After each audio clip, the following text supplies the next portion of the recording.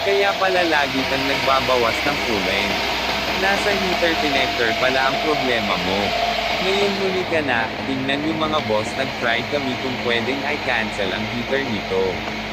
Dati kasi pinalitan na rin namin ito ng water pump saka radiator hose dahil may kunting leakan, pero nagbabawas pa rin ng coolant, kaya hinanap namin kung saan talaga ang main problem niya. Ang sasakyan pa lang ito ay sa aming amo, Mercedes-Benz V8 Turbo Engine.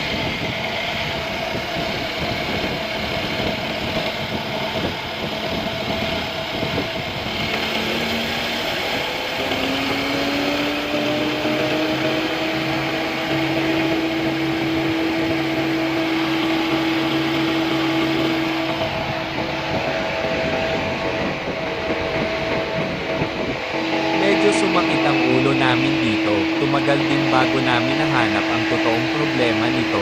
Okay mga boss, hanggang dito na lang muna.